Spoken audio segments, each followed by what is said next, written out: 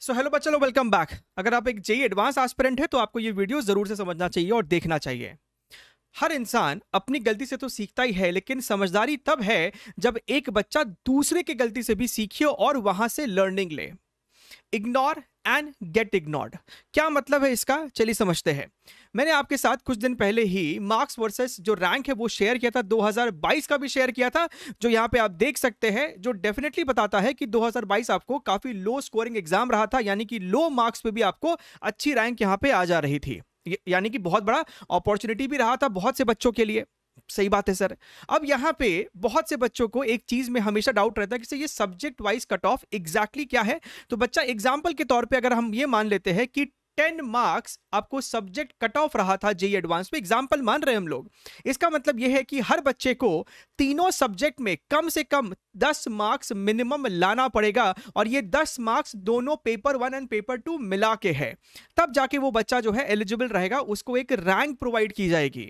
अब क्यों यहां पे सर आप कह रहे हो इग्नोर एंड गेट इग्नोर्ड? क्योंकि बहुत से बच्चों के साथ ऐसा ट्रेंड देखा जाता है कि देखिए, हम लोग सभी आपको रेकमेंड करते हैं कि 2 सब्जेक्ट तो आपका स्ट्रांग होना ही चाहिए अगर आपको एडवांस में अच्छी रैंक लानी है, लेकिन इसका मतलब ये नहीं कि आप तीसरे सब्जेक्ट को डेफिनेटली इग्नोर कर दे, क्योंकि अगर आप उसे इग्नोर कर देंगे तो आपको रैंक भी इग्नोर करने वाला है। यहां पे आपके सामने कुछ 4 एग्जांपल है। शुरुआत के जो 3 एग्जांपल है वो हमारे ही बच्चे हैं, एडनिथियंस है। जो चौथा एग्जांपल है वो मुझे आज ही टेलीग्राम पे एक बच्चे ने डेटा शेयर किया था, और अगर हम उसे सही भी मान ले तो आपके लिए बहुत शॉकिंग होने वाला है, बहुत दुख वाली बात है।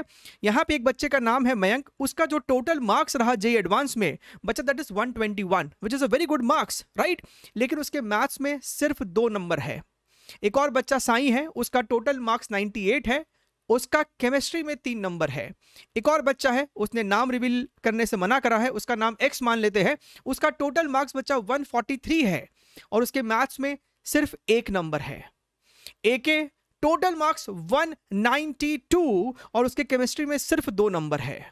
तो बच्चा आप समझ रहे क्या हुआ? इन चारों ही बच्चों को रैंक नहीं अलॉट की गई, क्योंकि इन्होंने मैथ्स और केमिस्ट्री का सब्जेक्ट वाइज कट ऑफ नहीं क्लियर किया होगा।